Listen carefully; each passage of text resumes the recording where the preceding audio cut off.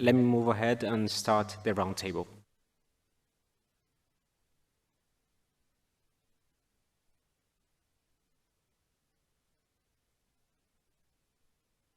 So I want to start inviting our panelists of the roundtable. As you could see from the program, I want to invite Ms. Violeta Mancilla, who is a curator, producer, teacher, lawyer, and performer.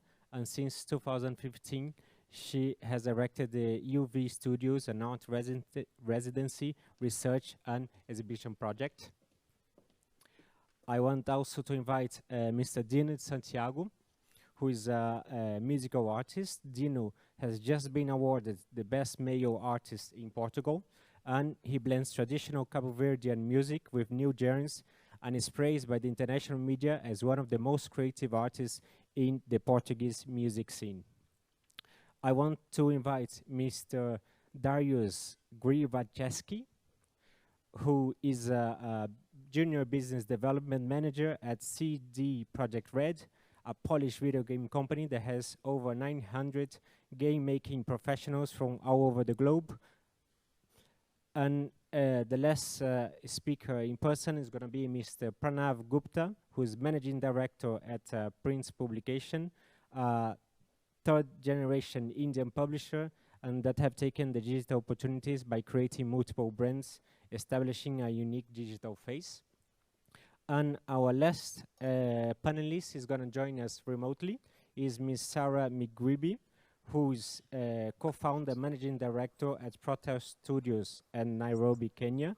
And Sarah has over 21 years of experience working for new and traditional media. She's the founder of Protel Studios, an audiovisual production company with offices in Kenya, Uganda, and Nigeria.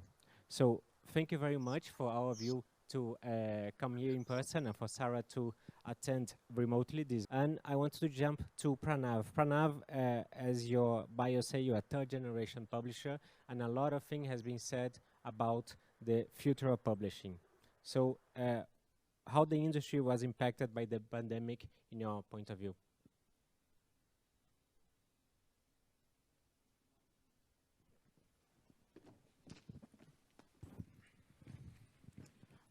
Good afternoon and namaste to everyone. So there has been a significant impact on the publishing industry, if I talk about. So the first one was the adapting to digital era. It became a necessity for the publishers rather than an option.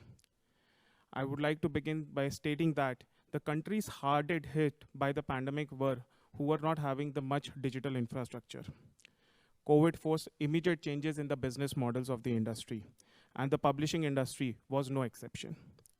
Small and medium enterprises suffered immensely, as it was practically impossible for them to match the speed of these amendments and developments in publishing business models. 20% of the small and medium enterprises did not even publish in the first half of the 2020, which also resulted in a very tight cash flows for these companies.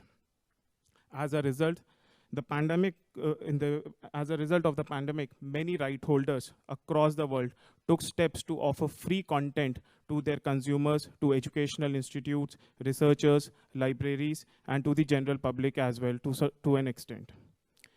Another major challenge because of the pandemic was the disruption in the supply chain.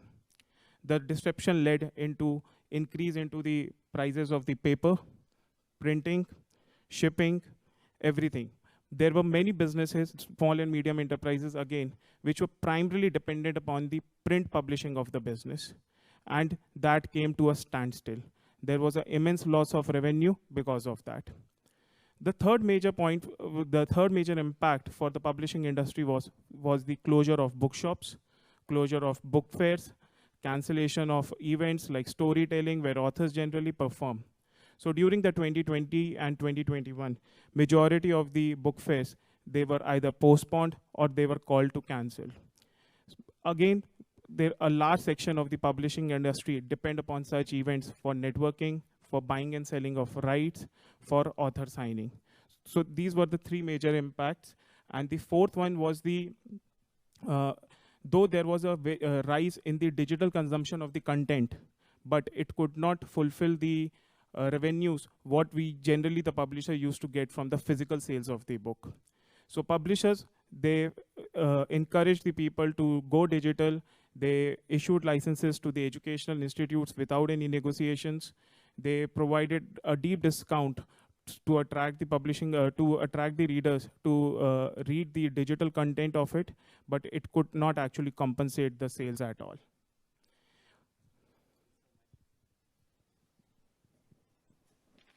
That's fine. So the major challenge for pre and post pandemic for the publishing industry has been a piracy, I would say, because there was a disruption through the disruption of the technology in the conventional sector of physical publishing.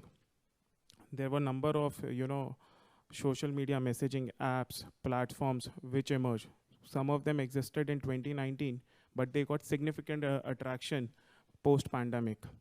And there was a lot of unwarranted, lot of copyrighted, lot of infringed content which started freely flowing on these platforms without the consent of any of the right holders. So piracy took a great change, great stride at a very rampant pace. These pirates, they started embracing the technology. And I'll give you one of the personal examples which I faced on an app called Telegram, where a gentleman approached me and offered me a dump of 500 scanned version of books merely for a $10. And these pirates, they got so organized over a period of time that during the pandemic, they even started offering these books by the subject classifications as well. So this has been a major challenge for the publishing industry, at least from the Indian perspective, if I talk about.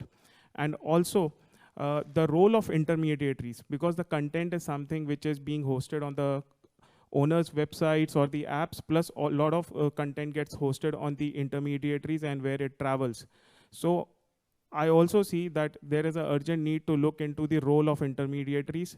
Their accountability, their responsibility must have to be seen. In India, if I talk about the IT laws, completely exempt the intermediaries from this.